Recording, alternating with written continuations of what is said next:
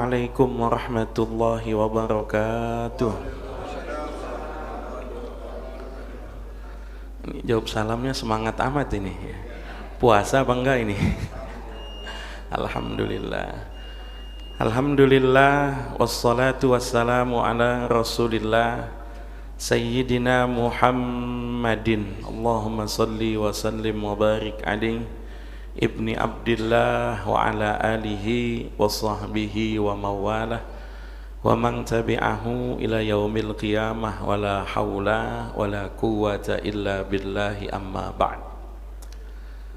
Rabbi shrah li sadri wa yassir li amri wahlul 'uqdatam min lisani yafqahu qawli. Subhanaka la ilma lana illa ma 'allamtana innaka antal alimul hakim. Allahumma inna na'udzubika min ilmin la yanfa' wa min qalbin la yakhsha wa min amalin la yurfa' wa min nafsin la tashba' wa min du'a'in la yustajabu lah. Allahumma innaka 'afuwun tuhibbul 'afwa fa'fu anna ya karim. Hadirin jamaah zuhur yang mudah-mudahan dirahmati oleh Allah Subhanahu wa ta'ala. Amin. Amin Allahumma amin. Alhamdulillah. Baru saja kita menyelesaikan ibadah sholat zuhur berjamaah. Mudah-mudahan apapun ibadah yang kita lakukan diterima oleh Allah Subhanahu wa ta'ala. Dan mari sama-sama kita niati iktikaf kita ini dengan niatan thalabul ilm. Kita akan membahas tentang hadis Arba'in Nawawi, satu kitab kumpulan hadis yang berisi 42 hadis karangan Al-Imam Muhyiddin An-Nawawi ya. Kali ini kita akan membahas tentang hadis yang ke-16 ya. Bismillahirrahmanirrahim. Wa bihi ilaihi qala haddatsana al-haditsus sadisa asyara.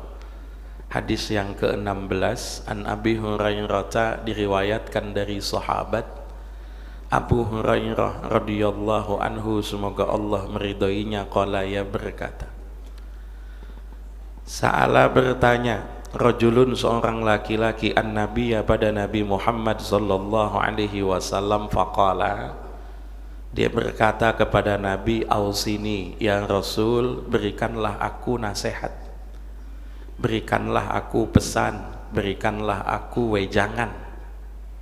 Faqala, lalu Nabi menjawab, la taghdab, jangan mudah marah, kata Nabi. Paraddada miraran, lalu dia ulang-ulangi permintaan nasihatnya. Faqala, setiap kali dia minta nasihat, Nabi menjawab dengan jawaban yang sama. Faqala la taghdab, Nabi menjawab jangan mudah marah. Ada satu dialog, ada satu peristiwa, ada satu kejadian di mana pernah ada sahabat nanya kepada Nabi Muhammad sallallahu alaihi wasallam. Wasiatnya Nabi itu banyak, bukan cuma satu, banyak wasiatnya Nabi, banyak. Lah kok yang disebut di sini jangan marah? Wasiatnya Nabi itu biasanya sesuai dengan perilaku penanyanya. Yang nanya masalahnya apa, dijawab dengan solusinya ya. Jadi saya itu memperhatikan beberapa hadis Nabi yang kaitannya dengan permintaan nasihat atau pertanyaan, Nabi selalu jawabnya beda-beda. Ada orang datang ke Nabi, Nabi, saya minta nasihat. Apa kata Nabi? Sholat tepat pada waktunya. Ada lagi yang minta nasihat sama Nabi, Nabi jawabnya berbakti pada orang tua. Ada yang minta nasihat lagi sama Nabi, Nabi jawabnya yang baik hubungan kamu dengan anak dan istrimu. Ada lagi yang nanya sama Nabi, Nabi kasih saya nasihat, Nabi bilang jihad fisabilillah. Kebetulan ini yang nanya kira-kira orangnya agak temperamental, gampang marah. Kalau bahasa sekarang apa? Sumbu pendek tuh, sumbu pendek tuh. yang dikit-dikit ngambek, dikit-dikit marah, dikit-dikit kemudian emosi. Mohon maaf, yang model begitu di sini ada. Yang jawab ada kok lagi puasa gitu ya, ada ya. Datang orangnya ini, datang, ada ya. Ada orang itu, masya Allah, Allah ciptakan karakternya beda-beda. Orang itu Allah ciptakan karakternya beda-beda. Ada yang karakternya itu lembut aja, ada. Ada yang karakternya keras, ada. Mohon maaf, nabi-nabinya Allah itu begitu. Nabi-nabinya Allah itu begitu. Saya contohin. Nabinya Allah yang karakternya lembut, ada. Siapa? Nabi Ibrahim alaihissalam. Nabi Ibrahim itu seolah-olah orang yang gak ada emosinya, gak ada. Diomongin apa aja responnya kalem, santai, woles, responnya santai, cool, kalem aja tuh. Nabi Ibrahim diomongin biasa, cuek. Nabi Ibrahim suruh nyemplung ke lautan api, hayu aja ikut. Nabi Ibrahim suruh potong anak, ya potong, udah. Nabi Ibrahim suruh ninggalkan anak di Mekah yang ketika itu lembah tandus gersang, tidak ada tanaman apapun, santai aja, udah santai Nabi Ibrahim. Tapi mohon maaf Pak, ada nabi yang karakternya itu mohon maaf agak menyala, itu ada. Contohnya misalnya Nabi Nuh alaihissalam. Nabi Nuh itu mohon maaf kalau doanya ini agak susah ditiru. Rabbi la tadhar alal ardi minal kafirina dayyaro. Ya Allah, jangan sisain orang yang enggak Islam satu pun, jangan disisain, ditumpas habis oleh banjir bandang. Tuh, Nabi Nuh. Bayangin, coba bayangin Bapak kalau misalnya punya ustadz, punya kiai yang emosian kayak Nabi Nuh begitu ya, lalu kemudian doanya buat yang maksiat jelek, wah kita udah nggak ada yang hidup Pak, nggak ada. Ada nabi misalnya Nabi Isa itu ya kalem orangnya, diomongin macem-macem ya cuek aja, diomongin nggak punya bapak, diomongin ibunya bukan wanita baik-baik, santai aja, nggak pernah dianggap angin lalu. Ada orang yang terlalu cool, ada yang kayak gitu ada. Tapi juga ada Nabi Musa alaihissalam. Nabi Musa ini mohon maaf agak menyala Pak. Nabi Musa, kenapa Nabi Musa menyala? Cocok karena yang dihadapi Fir'aun, cocok. Bayangin Fir'aun segitu kejamnya, lalu kemudian Nabi yang ditampilkan Nabi Isa nggak ngangkat Pak, nggak ngangkat. Makanya Allah itu menurunkan Nabi, mengutus Nabi itu sesuai dengan zamannya. Ada sahabat Nabi juga begitu, ada sahabat Nabi itu yang terlalu kalem, ada Abu Bakar As-Siddiq, ada kalem sekali orangnya. Utsman bin Affan kalem sekali. Tapi ada sahabat itu Pak yang mohon maaf ya agak menyala. Umar bin Khattab, Ali bin Abi Thalib, itu kan masya Allah ya. Oke, orang Islam itu idealnya paham kapan dia bersikap lemah lembut, kapan dia kalem, kapan dia menyala, kapan dia emosi. Mohon maaf, marah itu emosi manusiawi. Orang kalau masih bisa marah tandanya normal. Orang kalau masih bisa marah tandanya waras. Orang kalau bisa marah tandanya mohon maaf semua fungsi tubuhnya itu aktif. Hatinya aktif, akalnya aktif, emosinya aktif, responnya aktif. Justru kalau misalnya Bapak punya temen gak pernah marah, hati-hati itu, hati-hati. hati-hati ya. Saya itu pernah diceritain sama orang, Ustaz, saya alhamdulillah rumah tangga 40 tahun nggak pernah ribut sama istri. Itu saya ngomong cuman satu, mohon maaf Pak, dicek lagi bininya orang apa bukan tuh, kira-kira bininya orang apa bukan tuh. Mustahil rumah tangga 40 tahun lalu kemudian nggak pernah ribut, mustahil.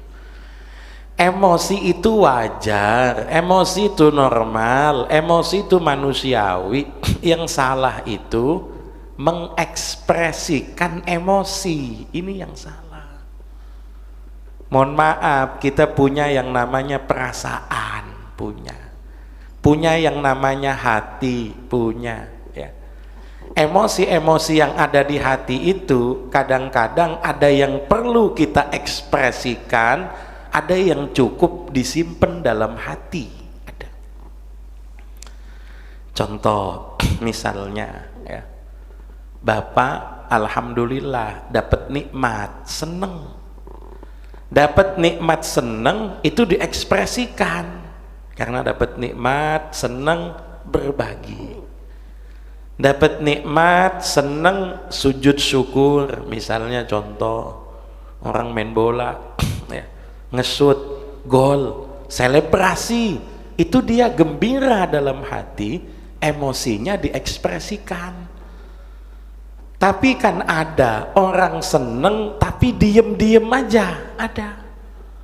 Contoh, ibu-ibu kalau pagi-pagi pengen beresin pakaian kotor suami tuh. Ternyata di celana nemu duit, seneng apa enggak kira-kira? Mohon maaf, senengnya ngomong apa diem? Diem tuh, ada orang seneng itu tapi diem, ada. Jadi ada emosi itu yang diekspresikan, ada emosi itu yang cukup disimpan dalam hati, ada ya. Orang pernah nanya sama saya begini, alhamdulillah, ini masalah nih soal mengelola hati, mengelola rasa, mengelola emosi. Karena sekarang ada sosial media, temen yang sudah kumpul lama, terpisah sekian tahun, alhamdulillah bisa nyambung lagi. Ada grup WA ketemu, ada reunian, apalagi ini bulan Ramadan, nanti ada buka puasa bersama apa, mohon maaf, namanya ketemu temen lama, ya bisa jadi ketemu musuh lama, mohon maaf, bisa jadi ketemu cinta lama, bisa jadi. Banyak kasus-kasus CLBK yang berawal dari reunian lanjut di sosial media, itu banyak. Yang awalnya udah nggak keingetan, tiba-tiba apa, ketemu ya rasanya muncul lagi, dikit-dikit itu muncul. Padahal yang ini udah punya istri, yang ini udah punya suami. Orang tuh nanya sama saya, Ustaz, saya ketemu mantan saya, Ustaz. Terus nyesel juga dulu, kenapa saya pisah, nyesel. Terus gimana? Saya mau nanya, Ustaz, dosa enggak, Ustaz, kalau saya nyimpen rasa kepada mantan saya? Dosa? Saya bilang enggak dosa. Nyimpen rasa kok dosa? Ya enggak dosa. Perasaan itu bukan kita yang minta, Pak, bukan, enggak dosa. Kalau gitu, Ustaz, saya WA nggak apa-apa. Nah, Anda WA mulai dosa tuh, kata saya tuh. Karena ketika Anda WA namanya bukan nyimpen, bukan. Ketika WA diekspresikan, tapi kan cuma nanya kabar, Ustaz. Tadi kalau Anda tidak punya muatan, nanya kabar itu nggak apa-apa, nggak masalah. Masalahnya Anda bawa perasaan. Ketika nanya kabar, ini masalah nih, masalah. Jadi mohon maaf, Anda misalnya nyimpen rasa, punya rasa, saya bilang nggak apa-apa, asal tidak diekspresikan, tidak dikomunikasikan. Saya yakin rasa itu ya timbul hilang, nanti lama-lama kalau nggak dipikirin ya hilang sendiri. Yang jadi masalah kan rasanya dipupuk itu, rasanya dipupuk. Nanya kabar, udah makan apa belum? Wah, udah kayak anak muda lagi dia. Ini yang jadi masalah nih ya. Lah, marah pun demikian. Orang punya marah itu manusiawi, orang punya marah itu normal, orang punya marah itu wajar. Tinggal nanti dua hal. Pemicunya apa? Pemicunya apa? Cara mengekspresikannya bagaimana? Dua hal ini yang jadi masalah tuh. Kalau pertanyaannya, apakah Allah pernah marah? Ya banyak sekali dalam ayat Al-Quran disebut ghadiballahu alaihim wa la'anahum wa addalahum. Banyak sekali Allah nyebut Allah murka, Allah marah. Artinya apa? Marah itu satu respon yang netral. Dia tidak positif, dia tidak negatif, dia netral. Tinggal pemicunya apa? Misalnya pertanyaannya, pernahkah Nabi Muhammad sallallahu alaihi wasallam marah? Ya pernah. Bapak sebagai orang tua kalau nggak pernah marah pada anak, bahaya anaknya. Saya sebagai guru kalau nggak pernah marah negur pada murid, ya bahaya muridnya. Yang menjadi masalah itu pemicunya apa? Kan gitu. Kalau pemicu marahnya hal-hal yang sifatnya wajar, logis, manusiawi, nggak ada masalah. Saya pulang ke rumah, lihat anak saya masih main HP. Saya tanya, Bang, udah sholat apa belum? Belum, Bi. Ayo sholat. Bentar lagi, Bi, nanggung 10 menit lagi. Ya udah, dia yang bilang 10 menit. Tapi kalau 10 menit lagi saya suruh sholat masih nanti, HP-nya saya ambil, saya bilang, kamu komitmen. Tadi ngomong sama Abi 10 menit lagi. Abi kasih. Ini udah lewat 10 menit. Udah, saatnya kamu komitmen dengan omongan kamu. Itu saya marah, wajar. Kenapa marahnya wajar? Saya marah karena anak saya belum sholat. Wajar. Pemicunya hal-hal yang sifatnya syar'i, wajar. Bapak pulang ke rumah kemudian ngelihat istri masih repot main HP, rumah berantakan, marah, wajar, gak ada masalah. Tapi mohon maaf, istri bapak kalau marah kepada bapak karena bapak tidak memberi nafkah yang layak, ya wajar juga, sama. Hubungannya berlaku setara, sama. Bapak marah kepada istri karena rumah berantakan, misalnya istrinya tidak bekerja, istrinya ibu rumah tangga, lalu kemudian juga banyak waktu kosong yang tidak diisi dengan hal bermanfaat, marahnya wajar. Tapi mohon maaf, kalau istri bapak marah kepada bapak karena bapak lalai dari tanggung jawab, juga wajar, sama. Marah itu boleh, yang nggak boleh itu gampang marah, dikit-dikit marah, hal sepele marah, pemicunya remeh-temeh marah, hal-hal yang mestinya orang lain nggak diambil pusing marah. Ini yang jadi masalah tuh di sini.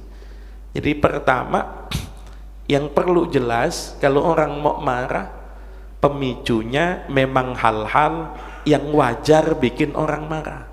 Apapun itu, apakah tanggung jawab, apakah agama, atau kedisiplinan, atau yang lain-lain, gak ada masalah. Kemudian yang kedua, ini yang juga penting, mengekspresikan kemarahan. Bentuknya bisa macam-macam. Satu, misalnya orang marah, diem, ada orang marah caranya diem, ada. Boleh, nggak apa-apa. Rasul kalau nggak suka sesuatu, Rasul diem. Jangan dianggap orang diem pasti setuju. Kadang-kadang diem itu tandanya dia nggak setuju. Kalau setuju dia ngomong. Kayaknya ada tuh orang yang kemudian, kalau zaman sekarang disebutnya silent treatment. Jadi kalau misalnya kita punya hubungan yang nggak sehat, kita punya hubungan yang nggak bagus, cara kita negur dia, misalnya yang pertama, orangnya peka. Kalau orangnya peka peka, salah satu cara bapak marah kepada dia, diem. Ada pak, kalau orang peka itu kita diem dia paham. Saya punya salah apa nih, dari kemarin kok diem aja, nggak ngobrol, nggak senyum, nggak apa. Nah baru kemudian komunikasikan penyebab kemarahannya apa. Yang repot pak, bapak diem, memang yang bapak marahin nggak peka. Ini yang repot tuh. Kita mau udah diem, dia mah cuek aja, bodoh amat, lu diem gue juga diem. Ini kan masalah nih. Nah dalam kasus yang semacam ini, marahnya bapak ekspresikan, ngomong. Nggak semua orang itu paham isi hati kita apa, nggak semua orang paham. Saya misalnya nggak paham kalau bapak-bapak di rumah kayak gimana.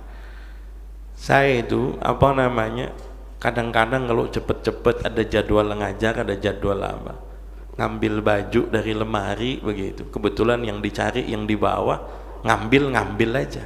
Kan agak beda pak, ngambil baju laki-laki dengan perempuan. Kalau perempuan tuh rapi, diangkat dulu, diambil, jadi tetap rapi, beres. Kalau kita laki-laki udah nggak mau repot, langsung cabut aja gitu kan, cabut. Akibatnya kemudian berantakan. Istri diem aja, saya diem, saya nganggep ya wajar aja lah. Kalau berantakan ya tinggal beresin lagi, diem. Lama, misalnya sampai siang masih diem, saya cuekin aja.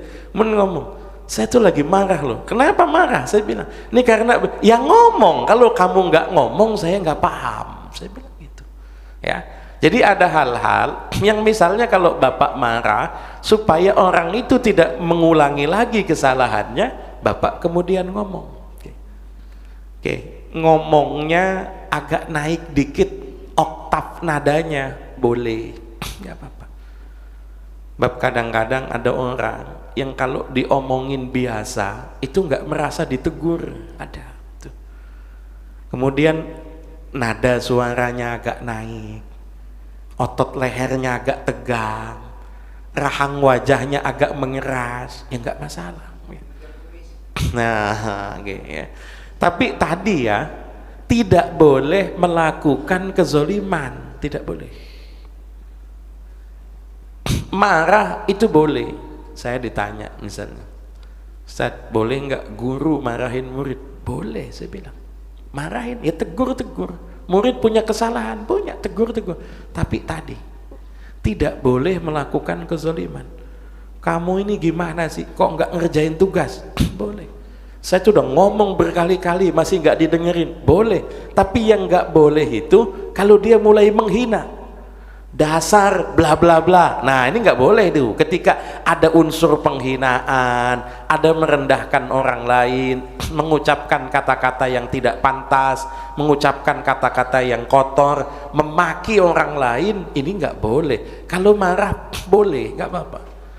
Dan yang paling penting, marah itu tidak boleh melalaikan kewajiban, tidak boleh.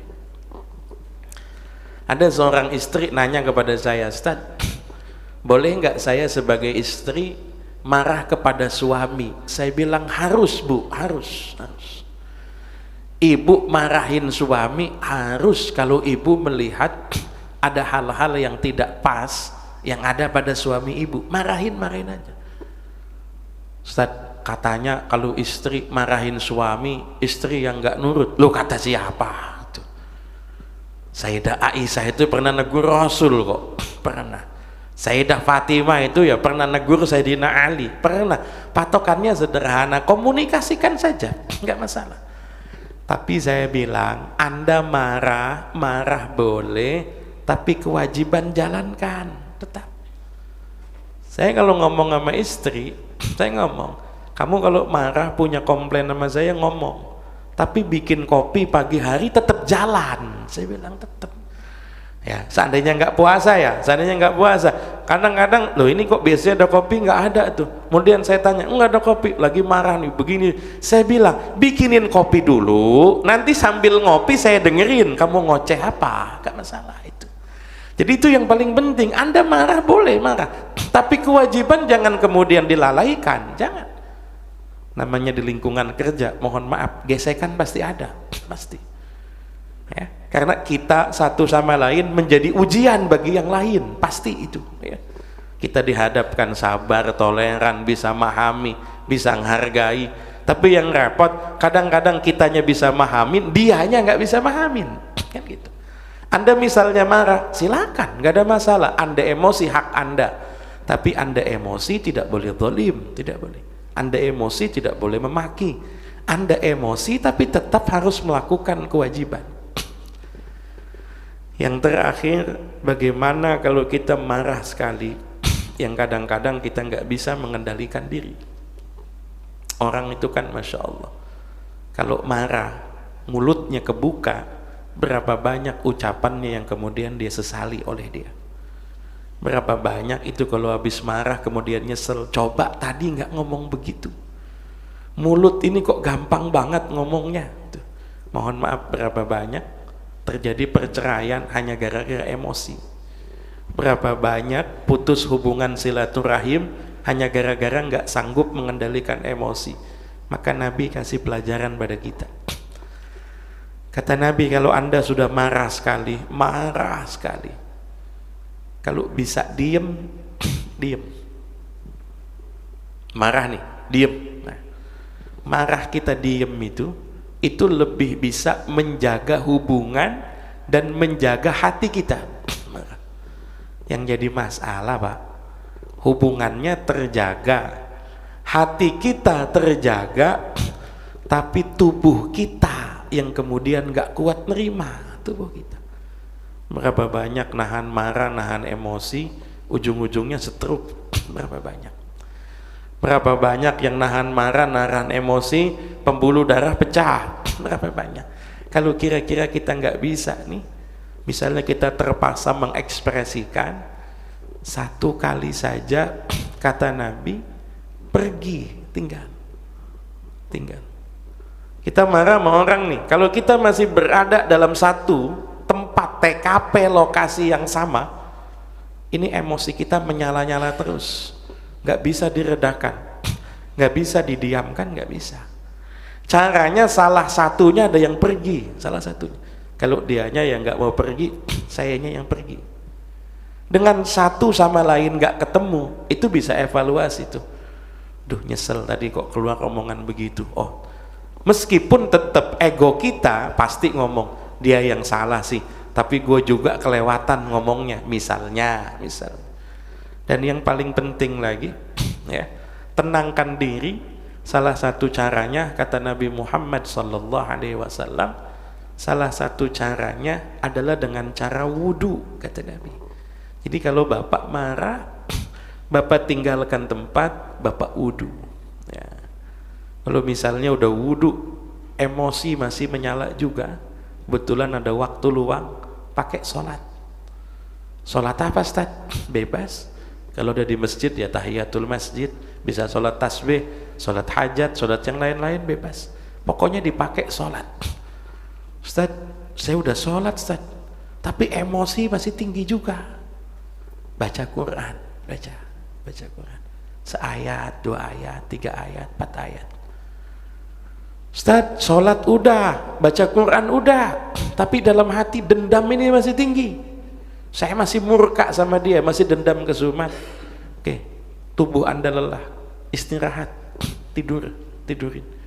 Siapa tahu nanti habis tidur bangun dalam kondisi batin yang lebih baik, batin yang lebih adem misalnya. Udah Ustaz, udah saya pakai buat tidur, bangun tidur tetap yang masih ada pertama dendam buat dia. Kalau kasusnya kayak gitu, ke rumah saya Pak, nanti saya ruqyah itu ya. Itu kebanyakan jinnya berarti udah itu ya. Biasanya orang itu ketika udah nggak ketemu, ketika dipakai wudhu, ketika dipakai sholat, dipakai baca Quran, dipakai tidur, ya tidak hilang total sih, tapi makin reda, makin dikit, makin reda, makin dikit. Mudah-mudahan yang saya sampaikan bisa dipahami, menjadi ilmu yang bermanfaat. Kalau ada mungkin yang masih iskal atau ingin ditanyakan, tafadhol, silakan.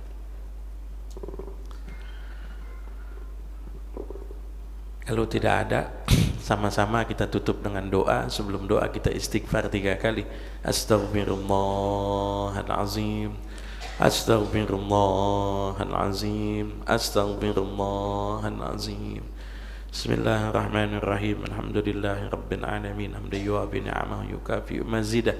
Ya Rabbana lakal hamdu kama yanbaghi li jalali wajhikal karim wa 'azimi sultanika. Allahumma salli ala sayyidina Muhammadin al-fatihi lima ughliq wal khatimi lima sabaq nasiril haqqi bil haqqi wal hadi ila siratikal mustaqim. Sallallahu alaihi wa ala alihi wa ashabihi haqqa qadrihi wa miqdarihi al-azim. Allahumma lakal hamdu syukra wa lakal mannu fadla wa anta rabbuna haqqa wa nahnu abiduka riqa wa anta lam tazal lidhalika ahla.